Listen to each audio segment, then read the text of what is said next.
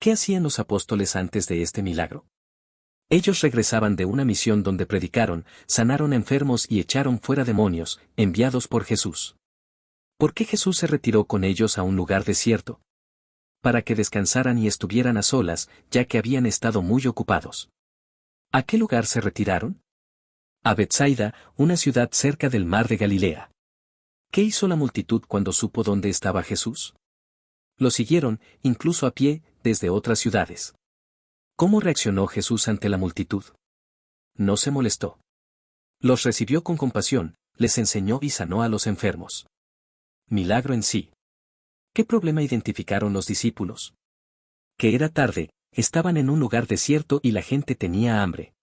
¿Qué propusieron los discípulos? Que Jesús despidiera a la gente para que fueran a buscar comida y alojamiento. ¿Qué respondió Jesús a los discípulos? Dadles vosotros de comer. ¿Qué dijeron los discípulos sobre su capacidad para alimentar a la multitud? Que solo tenían 5 panes y 2 peces. ¿Qué representan los 5 panes y 2 peces? La escasez humana frente a la abundancia divina, también, la disposición a compartir lo poco que se tiene. Fe y obediencia. ¿Qué instrucción dio Jesús a sus discípulos con respecto a la multitud? Que se sentaran en grupos de unos 50. ¿Qué hizo Jesús con los panes y peces? Levantó los ojos al cielo, los bendijo, los partió y los dio a los discípulos para que los distribuyeran. ¿Por qué levantó Jesús los ojos al cielo? Como señal de oración y dependencia de Dios Padre. ¿Quién distribuyó la comida a la gente? Los discípulos, siguiendo las instrucciones de Jesús. ¿Cuántas personas comieron? 5.000 hombres, sin contar mujeres y niños. Lecciones espirituales. ¿Qué muestra este milagro sobre Jesús? Su compasión, poder sobrenatural, y su provisión generosa. ¿Qué enseña sobre la fe? Que debemos confiar en Jesús incluso cuando nuestras fuerzas o recursos parecen insuficientes. ¿Qué papel jugaron los discípulos en el milagro? Obedecieron, organizaron a la gente, distribuyeron la comida y recogieron lo sobrante. ¿Qué nos enseña esto sobre el servicio? Dios nos usa como instrumentos para bendecir a otros, incluso cuando nuestros recursos parecen limitados. ¿Qué importancia tiene la obediencia en este relato? Sin la obediencia de los discípulos, no se habría ejecutado el milagro como Jesús lo planeó. Simbología y significado teológico. ¿Qué simboliza el pan en este relato? Alimento físico, pero también espiritual. Prefigura a Jesús como el pan de vida. ¿Cuál es el simbolismo de los grupos de 50? Orden, organización y preparación para recibir bendiciones. ¿Qué representa la bendición de los panes? La consagración de lo poco que se tiene para que Dios lo multiplique. ¿Qué significa que todos comieron y se saciaron? Que Dios no da a medias, su provisión es completa. ¿Cómo se aplica este milagro a nuestras vidas hoy? Nos recuerda que, aunque tengamos poco, Dios puede usarlo grandemente. ¿Qué debemos hacer cuando enfrentamos escasez? Confiar en Jesús y entregarle lo poco que tengamos. ¿Qué actitud tuvo la multitud? Disponibilidad para escuchar y recibir. ¿Qué actitud deben tener los creyentes frente a las necesidades ajenas? Compasión activa, como la de Jesús. ¿Por qué Jesús no hizo el milagro solo, sin los discípulos? Para enseñarles a participar del milagro y que fueran instrumentos de su provisión. Comparaciones y paralelos. ¿Dónde más se menciona este milagro? En Mateo 14, Marcos 6 y Juan 6. ¿Cuál es la diferencia entre el relato de Lucas y los otros evangelios? Lucas enfatiza más la enseñanza y sanación, además del aspecto organizacional del milagro. ¿Qué otro milagro similar realizó Jesús? La alimentación de los 4.000 en Mateo 15 y Marcos 8. ¿Qué diferencia hay entre los 5.000 y los 4.000?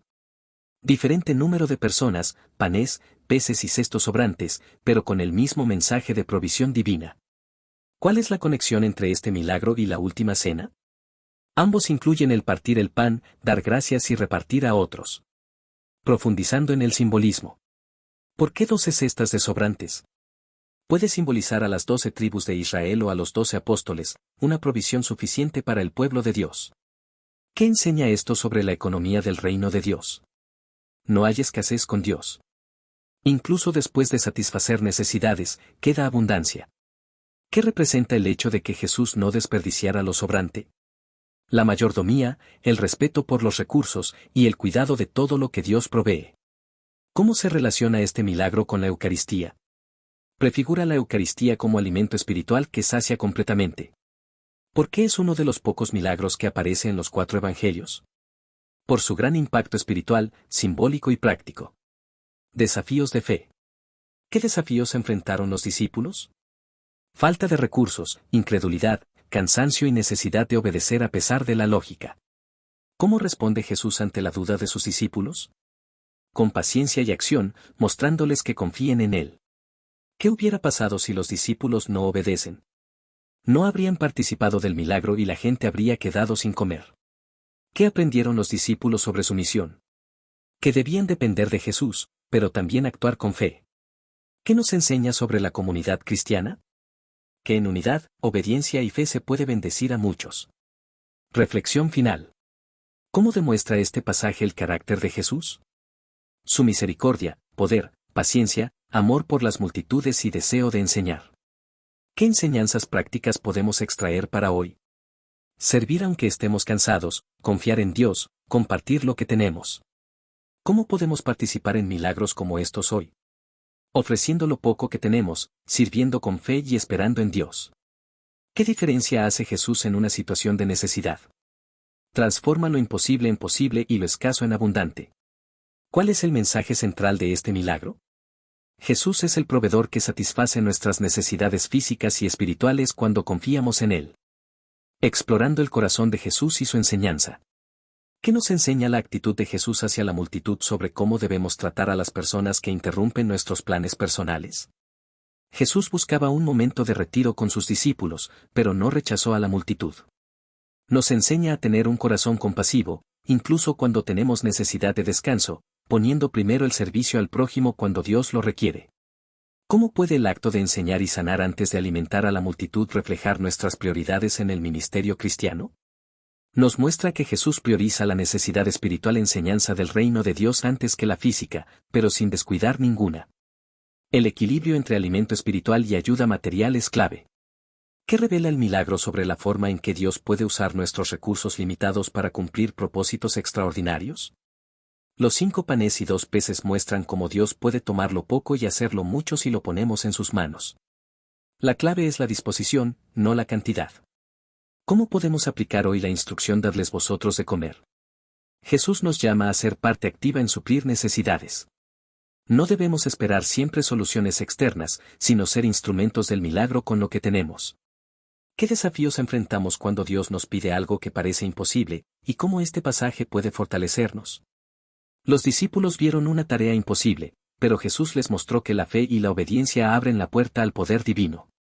Este relato nos inspira a actuar más allá de nuestras capacidades visibles. Discípulos y su transformación. ¿Qué aprendieron los discípulos sobre el carácter de Jesús a través de este milagro? Aprendieron que Jesús es proveedor, compasivo y todopoderoso. También que Él desea trabajar a través de ellos. ¿Qué cambios pudo haber generado este milagro en la fe de los discípulos?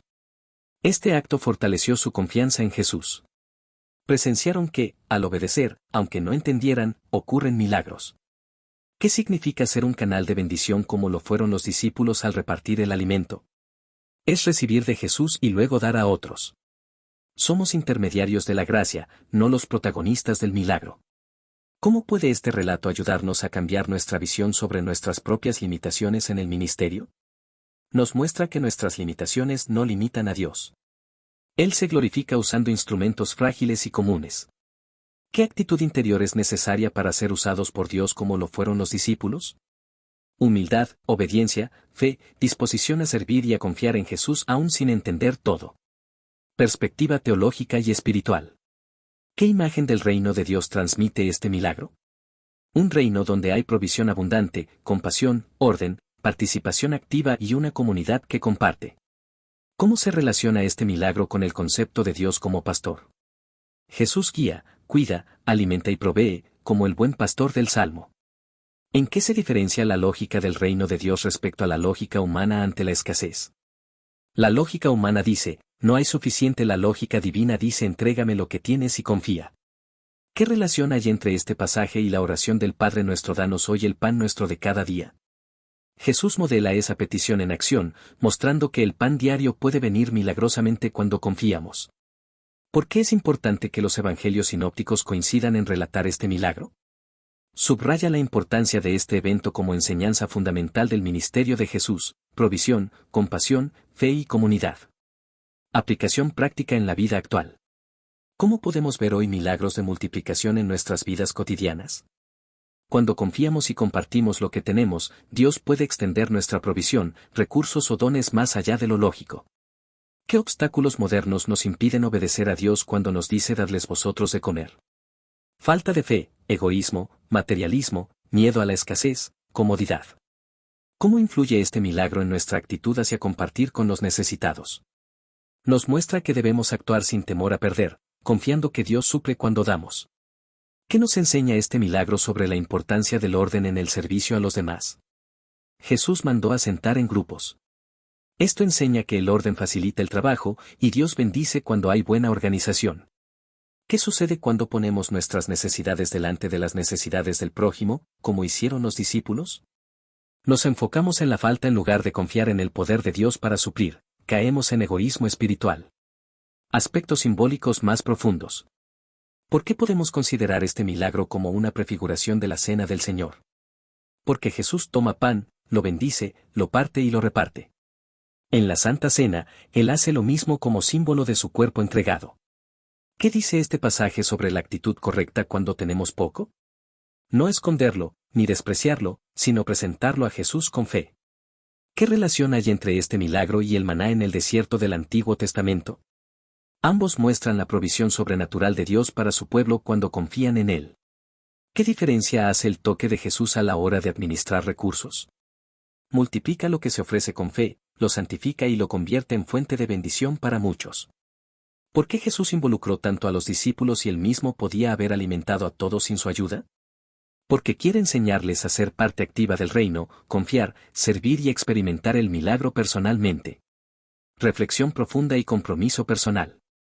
¿Qué me está pidiendo Dios que entregue, aunque parezca poco, para que Él lo use?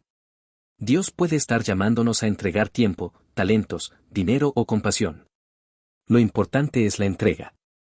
¿Cómo puedo cultivar una fe que actúe aunque no vea una solución lógica? Alimentándome de la palabra, recordando los milagros pasados y obedeciendo aún sin entender todo. ¿Estoy dispuesto a ser usado por Dios para bendecir a otros aunque yo mismo tenga necesidad? El corazón generoso y obediente es el canal que Dios busca para realizar milagros de multiplicación. ¿Qué me impide confiar plenamente en la provisión de Jesús en áreas clave de mi vida? Puede ser temor, incredulidad, experiencias pasadas, orgullo o dependencia de mis propios medios. ¿Cómo puedo ser hoy un discípulo que lleva el pan de vida a los demás? Predicando el Evangelio, sirviendo a los necesitados, compartiendo mis recursos y actuando con compasión activa.